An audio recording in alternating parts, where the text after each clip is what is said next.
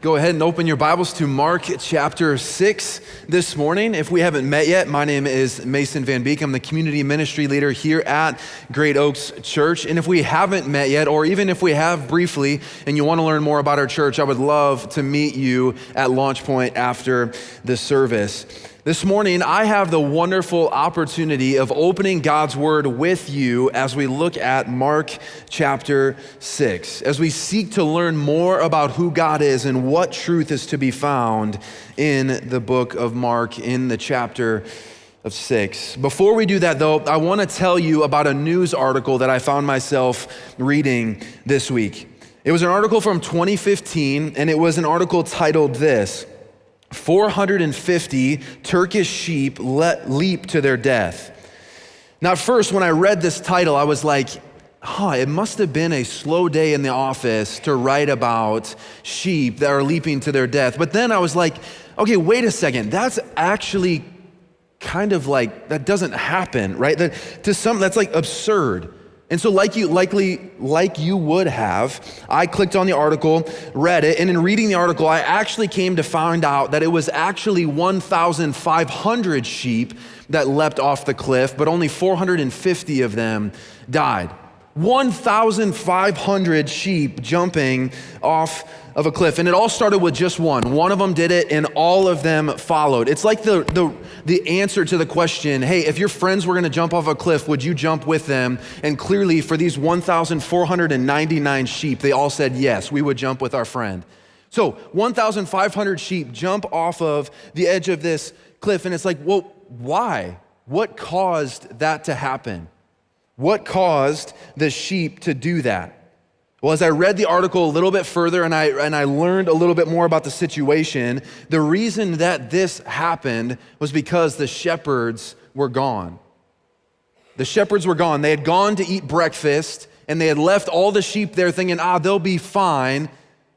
And then I don't know what happened exactly, if they saw it happen or they came back and they were like, dude, where did our sheep go? How did we lose 1,500 sheep? I don't know how it happened, but regardless, the shepherds left, went and ate breakfast, and because these sheep were left without a shepherd, this happened.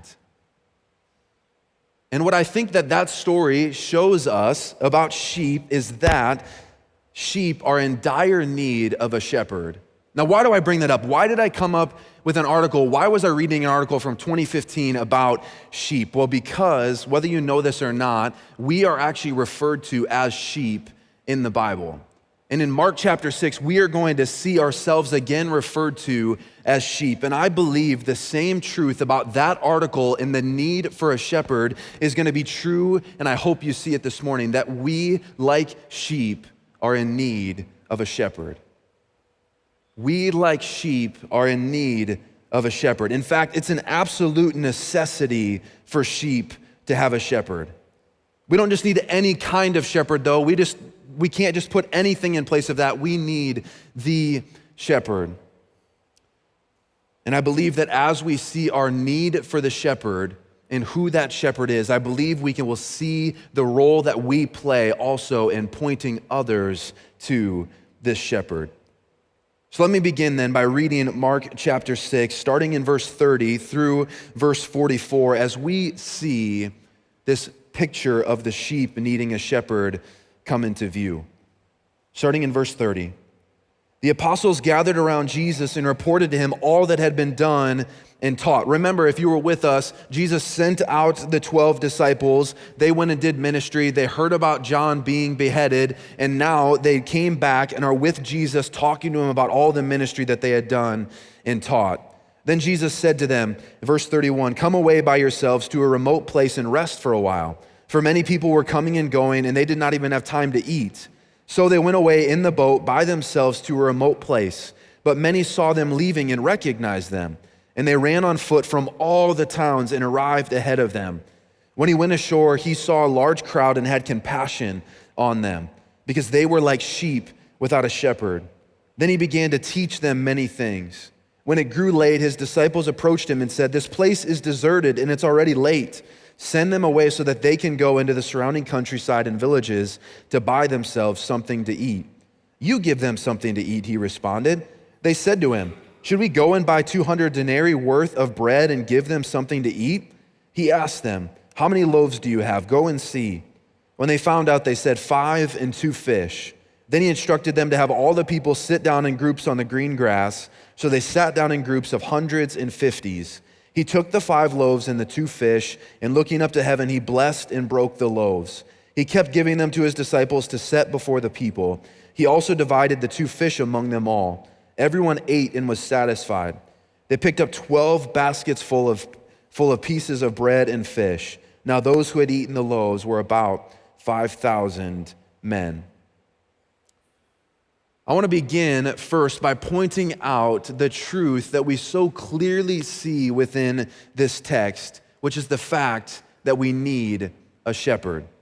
And to do that, I want to actually look at this story first from the angle and perspective of the crowd. So we're going to look at this story right now through the perspective of the crowd. The crowd that saw Jesus and his disciples getting into their boat as they're on their way to some R&R, rest and relaxation, and they watch Jesus and the disciples on the boat and they track where they're going to. They run to the other side and they meet Jesus and his disciples at the other side. Now, we don't know much about the makeup of the people in this crowd, but we know that there was 5,000 men present, which if you add in the likeliness of there being children and mothers, this would have likely been a crowd of around 15,000 people that were present on this side of the sea. And Jesus describes them as what? He describes them as sheep without a shepherd. Jesus walks off the boat, ready to relax, ready to kick back, and he sees this crowd and he describes them as sheep without a shepherd. What does Jesus mean by that? What does it mean that he sees them as sheep without a shepherd? I think we need to explore a little bit more about what it means when a sheep is left without a shepherd. Now, if a sheep doesn't have a shepherd, one of the things that they will lack is direction. If a sheep doesn't have a shepherd, it will lack direction. A large role of the shepherd would be to lead and direct the herd of sheep where they are to go, to be safe, protected, and well-fed. So they would lack direction, but they would also lack provision because they wouldn't likely be led to the water that they need and the food that they need by the shepherd that was going to lead them there. But not only that, they would also lack protection. Sheep are a highly preyed upon animal, and because they don't have any way to protect themselves, if they don't have a shepherd, they lack protection. Continuing on, they would also lack care. They wouldn't have a shepherd to care for their wounds and their needs. They would lack unity with the herd. They would leave the herd, and they wouldn't have somebody to bring them back to the fold. In other words, a sheep without a shepherd is directionless, starving, thirsty, lacking protection, uncared for, and lacking unity.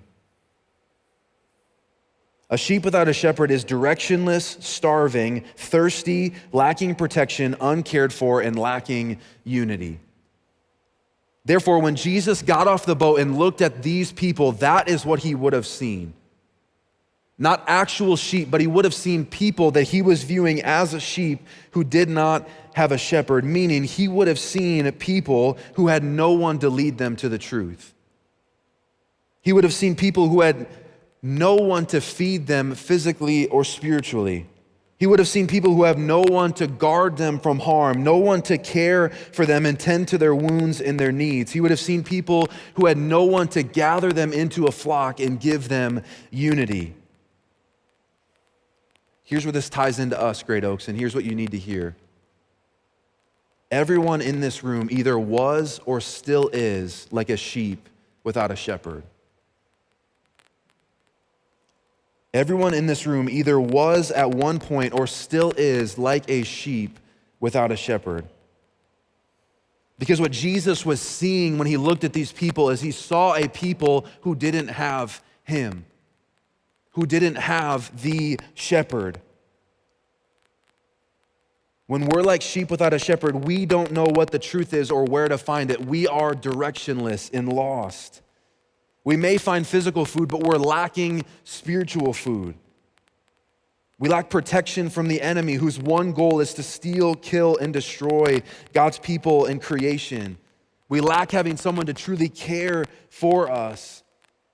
We lack having unity with one another, but greater than that, and our greatest problem as a sheep without a shepherd, is we lack unity with our Heavenly Father. Like sheep without a shepherd, we are lacking direction, spiritually starving, without protection and care, and in dire need of a relationship with a shepherd. And maybe you're here this morning and you would say, everything that you just described about a sheep without a shepherd is what I feel this morning. You feel like you have no one to point you to the truth. You've had people try to point you to the truth only to be led to the reality that it's a lie. You've tried to search for the truth on your own only to come to find out it too was a lie. You feel spiritually starved. Your heart is longing to be filled, but you don't have the means to fill it or know where to go to fill it. You feel that even though you have people around you and you have people with you, you lack unity. You lack relationship, you lack connection, you feel vulnerable. You feel there's safety or confidence that you can't have or are missing and can't find on this earth. Or maybe you're sitting here and you would say, actually, none of those things are true. My life is actually pretty good. But you would say, but it still feels like something is missing. Which is odd, right? Because you think you have everything that you should need. But in every situation, and in every scenario that I just listed, the thing that you are lacking is a shepherd. You don't know the truth because you don't know the shepherd. You're spiritually starved because you don't know the shepherd. You lack unity because you don't have unity with the shepherd. You lack security because security is only found in the presence of the shepherd. You feel like there's something else to be had because you think that it can be filled by something other than the shepherd. Even if you can sit here this morning and say with confidence, I know the shepherd, I have relationship with the shepherd, you can likely remember what it was like to not have relationship with the shepherd. I mean, I know that I can. I mean, let me be real honest and vulnerable with you for a moment. Before I knew Jesus, I lacked direction. I didn't have purpose. I didn't know where I should go, how I should be living, what I should be doing. I lacked spiritual food, which is why I was living the way that I was. My heart was starving, which is why I was grasping for anything to fill it. Sexual immorality, popularity, acceptance, athletic excellence, and the list goes on. It became clear that I lacked any kind of protection or security that I longed to find on this earth. I always felt uneasy and dissatisfied, especially at the idea of what was going to happen at the end of this time on the earth. My life lacked meaningful connections and relationships. Sure, I had friends, I had people around me, but they always felt shallow and never filled the relational gap that I needed to be filled. I was a sheep without a shepherd. You either were too, or you still are this morning. But here's the good news though. As you remember reading our text for this morning, Jesus didn't leave this crowd without a shepherd. Right? Did you notice what Jesus became to the crowd when he realized that they were like sheep without a shepherd? It said specifically in verse 34, when he went ashore, he saw a large crowd and had compassion on them because they were like sheep without a shepherd. Then he began to teach them many things. In his deep level of compassion, what Jesus became to these sheep without a shepherd is the shepherd. First, by meeting their spiritual needs, by teaching them many things, it says. He was directing their eyes and their lives to the truth of the gospel through his teaching, first and foremost. He was giving them provision spiritually by teaching their souls. He was giving them protection from the lies and worries of this world by giving them confident truth to stand on. He was giving them someone they could turn to in times of need and care. He was giving them the opportunity to experience the unity that they so desperately longed for as he became their shepherd through the truth of the gospel. How could he do this, though? How could Jesus just show up on the shore and tell them, hey, I'm going to teach you the truth, and I'm going to show you that I am the shepherd. I'm going to teach you and fill your bellies and do it in a miraculous way. How could Jesus do such a thing? How could he give these people and us himself as the gift of the shepherd? Because of this, Great Oaks. He knew that there would come a day that he would experience what they should have experienced as sheep without a shepherd.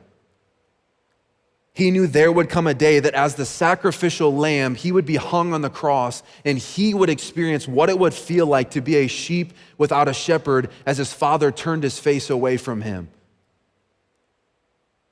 As he breathed his last on the cross and his father turned away.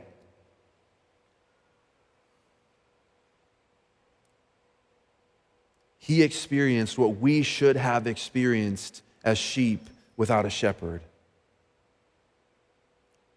And because he rose again 3 days later, defeating sin and death, we can now, through faith in him, be given a shepherd in Jesus who grants us direction, provision, protection, care, unity. And the list goes on, all because he knew, and we now know, that he would become the sacrificial lamb who died on the cross and experienced what we should have as sheep without a shepherd.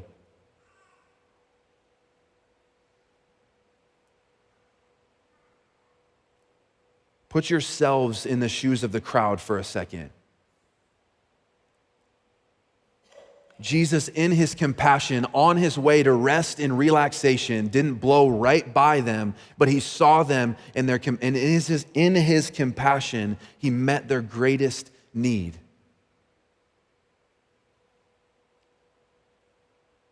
As he did for you. When he died on the cross and took the punishment that you deserved as sheep without a shepherd. The crazy thing is, though, the beauty doesn't stop at Jesus just spiritually feeding them, though, because as we continued on in the story, and as you're probably more familiar with this story, you see that he actually feeds the whole crowd of people physically as well. Or we see in this story that he physically shepherded them. We see that as their stomachs started to growl and people maybe started to get hangry, because I'm sure people in the Bible still experienced what it felt like to be hangry, right? They were like, hey, this is all great and fine and dandy, but I can't hear you over the growl of my stomach. When the disciples suggested, hey, go and send them home so they can find their own food and feed them, Jesus instead says, hey, you go and find the food. We are going to meet their physical need. And here's what I hope you recognize about that. Sometimes I think we can miss or water down who Jesus is because we think that he's only a spiritual shepherd, when I believe he's actually also a physical shepherd. One who, yes, meets our needs physically or spiritually, but I also believe one who wants to meet our needs physically. If we've seen anything through the book of Mark or through this story in general, it is true that he also cares about our physical needs. From driving out demons to healing the sick to raising Jairus' daughter from the dead, it's clear Jesus cares about our physical needs as well as our spiritual needs. Therefore, if you have a physical need, what I think we see here is Jesus cares about it. And he wants us to bring it before him. The one who not only wants to care for you spiritually, but also wants to care for you physically. For example, just to give you a glimpse into what this might look like and how Jesus cares for us physically. My grandpa, I shared with you the last time I taught, I had a grandpa who passed away, but I have another grandpa who is still living. But for the last a couple of months ago, he was diagnosed with stage 4 cancer. And that's because a cancer that he previously had spread to other organs in his body. And a couple months ago, he went back for more PET scans, which is where you scan for cancer. And in the organs that the cancer had spread to, the doctor said, there is little to no signs of cancer that was present in those organs that were there a couple months ago.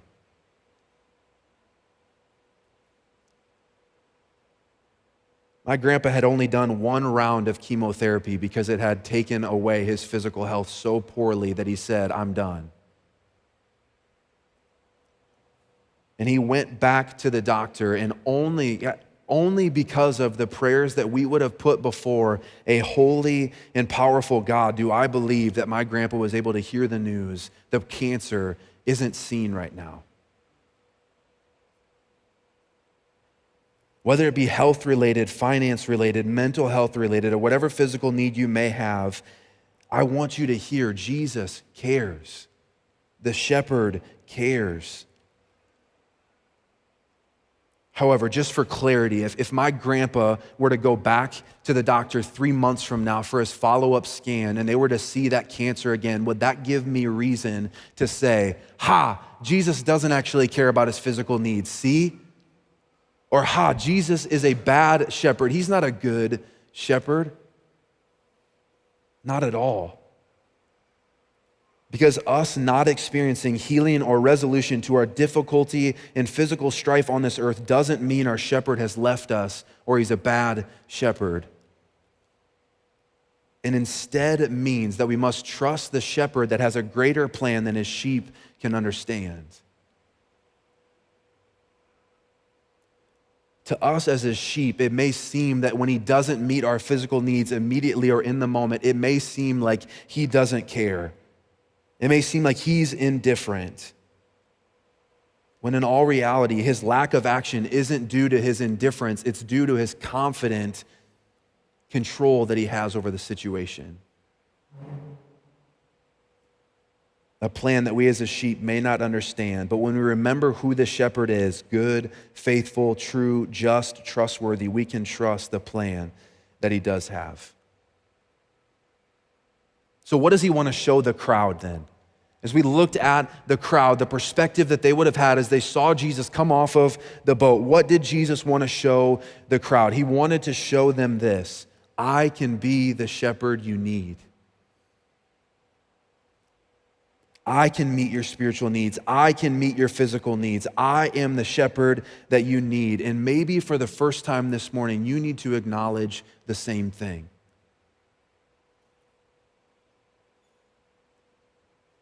Maybe you need to acknowledge that Jesus is, in fact, the sacrificial lamb that took the punishment you deserved when he died in your place and experienced what you should have as a sheep without a shepherd. And the victory that he had when he rose again 3 days later, so that you can gain a shepherd who meets your needs. Or maybe this morning you need to simply be reminded of the fact that you already have a shepherd.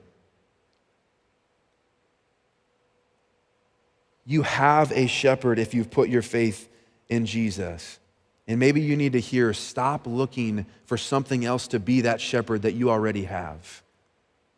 Nothing will meet your needs spiritually or physically in the way that Jesus can, will, and only can by himself. Jesus is the shepherd that we need.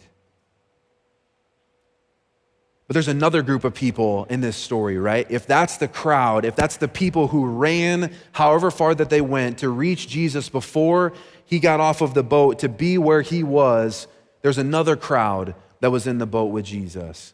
And it was the disciples, those that Jesus promised rest and relaxation when they got to the other side of the sea. And if the crowd represented those who were like sheep without a shepherd, the disciples here would represent those who are people who have the shepherd. If the crowd were like people who did not have the shepherd, the disciples here represent those who have the shepherd, who have relationship with Jesus. And although I believe Jesus was specifically teaching the crowd, I believe he was also teaching his disciples some things as well. And specifically, I think he was teaching the disciples about their role in pointing others to the shepherd. So we saw our need for the shepherd. Now we're going to see our role in pointing others to the shepherd as we look at the story through the lens of the disciples. Again, the disciples had just gotten back, right? They had just done ministry. They had just talked about everything that happened. Jesus acknowledged, hey, you guys are tired. You must need rest. Let's get in the boat. Let's go to the other side and let's find some rest. They get out of the boat and they're met with 15,000 people in their need for spiritual shepherding and physical shepherding. Jesus was met with compassion, and we don't see what the disciples are met with, but I can only imagine it had to have been like disappointment and frustration and anger. Like, Jesus, you told us we were going to rest. What are all these people doing here? Tell them to leave. Tell them to go. It's time to rest. But instead, Jesus, as we have already seen, was met with compassion. And I think what he is teaching his disciples as he enters into the lives of these 15,000 people, and what I think he wants us to see today as his disciples even now, is this. First off, compassion over comfort. If you have notes, the first thing that we need to learn as his disciples is compassion over comfort. The reason Jesus stopped in his pursuit of comfort is because he was met with compassion. This gut-wrenching feeling in his stomach, this pit that came up that he realized, hey, these people don't have what they need. And because of that, he stopped on his way to well-needed comfort to meet the needs of this crowd, showing them that compassion should take precedence over comfort. What a challenge. I mean, if you're anything like me, it's such a challenge to hear and see the way Jesus goes about this situation, because I will be the first to admit to you that it's hard for me to have compassion over comfort. Let me give you an example. If I'm having a conversation with somebody who I know doesn't know Jesus, it's true that I do feel compassion for them for sure. It's not that I completely lack compassion, but the reality is I love my comfort more than I feel compassion for those people. So instead of talking about Jesus, sharing the gospel, asking spiritual questions, I keep it surface level because I don't want my comfort to be impacted.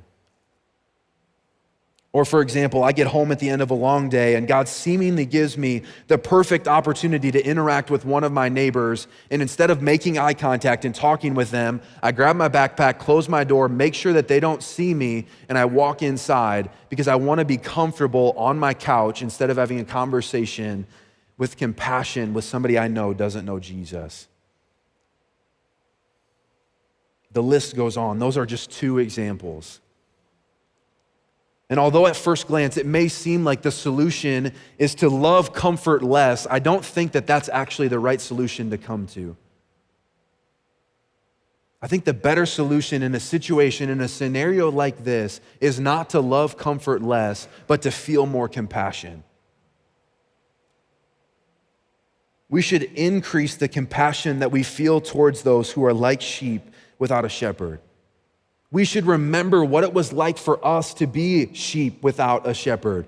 We should remember how directionless we were, how much provision we were lacking, the protection we were lacking, the unity we were lacking, the care that we were lacking. What you were lacking then is what that person is lacking now. And I believe that if we feel that level of compassion, it will begin to take precedence over our comfort, not because we hate comfort, but because we can't stand the fact that people don't have a shepherd. Before I move on, I do find it important for those of you in the room who are going to take this to an extreme, I do find it important to recognize, though, that Jesus still did tell the disciples they need to rest. Okay? Yes, their rest was interrupted, but Jesus still did say, hey, let's go rest and find comfort for a while.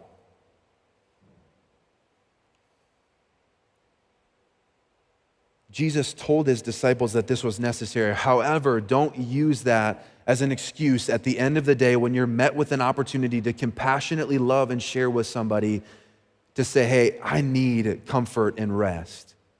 Jesus here wasn't sending the disciples out to do ministry again after they had just come back, but they were met with a ministry opportunity. And Jesus is saying, hey, our comfort, it can wait a minute. These people need a shepherd. So first, Jesus was trying to teach his disciples and us today compassion over comfort. Second thing he was trying to teach them, compassion leads to action.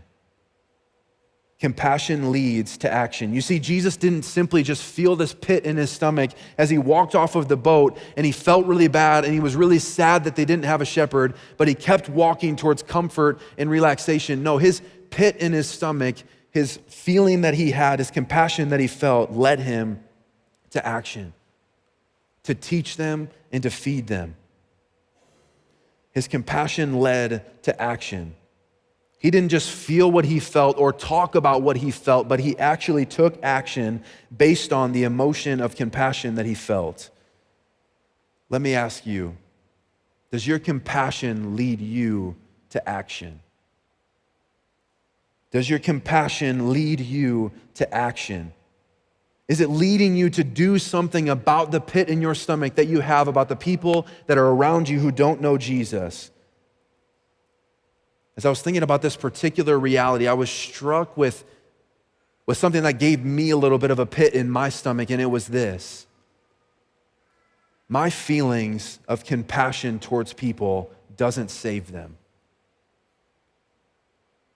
Just because I feel compassionate about people who don't know Jesus, just because my stomach turns when I think about people in my life who don't know Jesus, just because I feel those things doesn't mean their salvation is going to be impacted. But if our compassion leads us to action, it is true that God may just use that action to lead those people in your life to the shepherd who can meet their needs.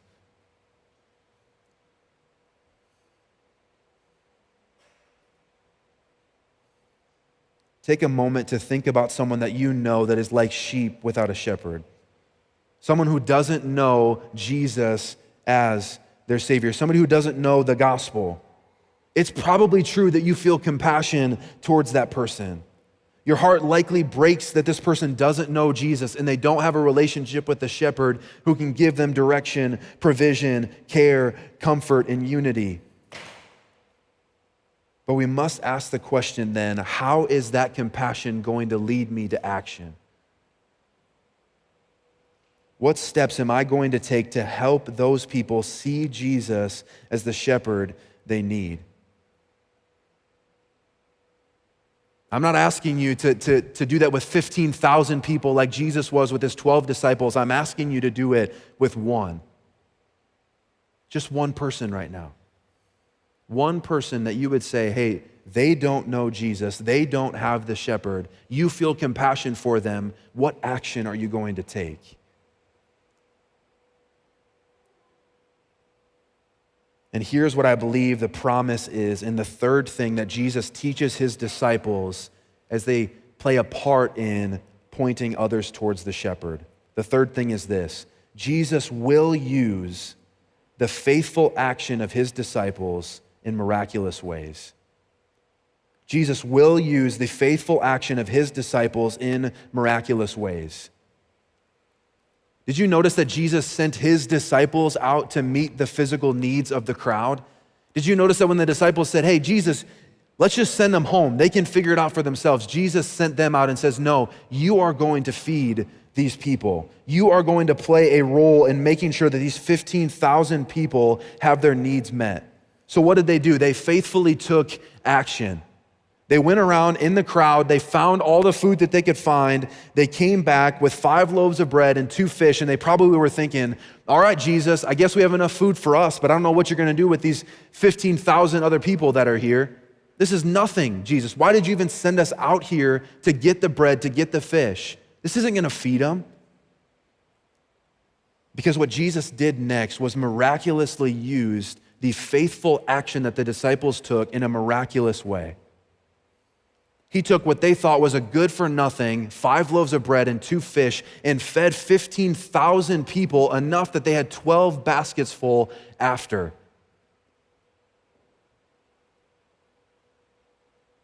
Guys, Jesus doesn't ask you to perform miracles or bring people from spiritual death to life. He has that part covered. But what he does ask you to do is take faithful action.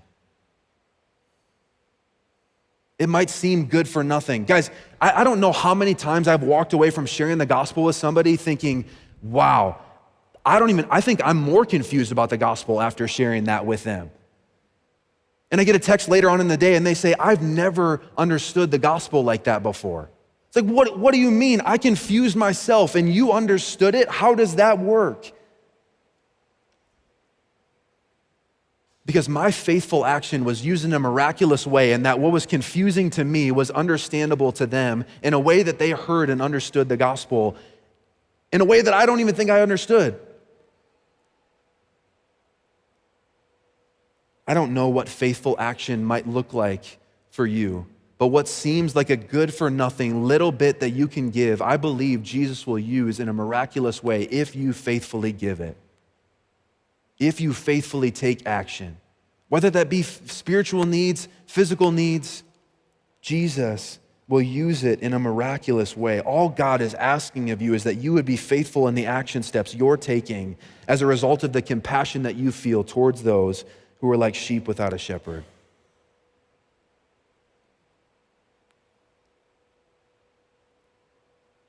Therefore, as you think about those that are around you that are like sheep without a shepherd and you feel compassion towards them, think about what faithful action step you may take to meet their physical or spiritual needs in an effort to point them to the shepherd that they need. Because that's why we do it all, right?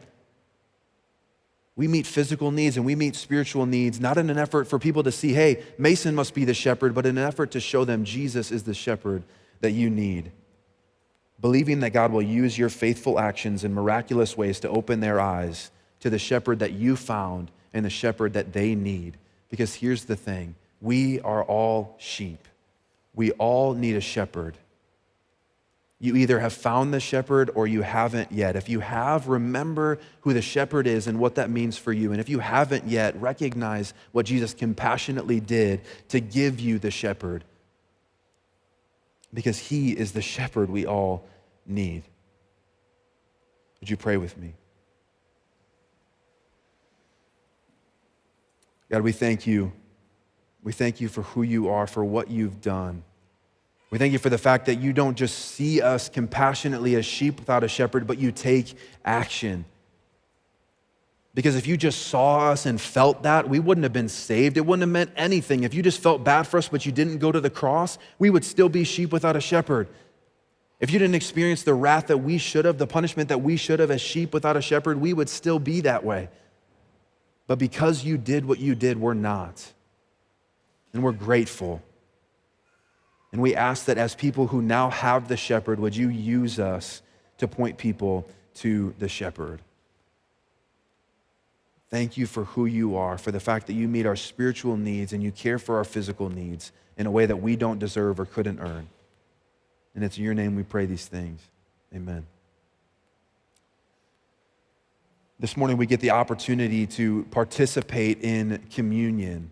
And as we participate in communion this morning, as we do this on a monthly basis, we want those who are in this room to use communion as an opportunity to remember what Jesus has done on your behalf so that he could be your shepherd. So if you would be here this morning and you would say, hey, I believe Jesus died on the cross for my sins and rose again 3 days later so that I could be saved and be given him as my shepherd, we would invite you over this next song to come to one of the stations. They all have gluten-free bread if you need that. Take the bread, take the cup, bring it back to your seats, and I'll come back and lead us through communion after this song. So would you stand now as we continue on in worship and take and gather the communion elements?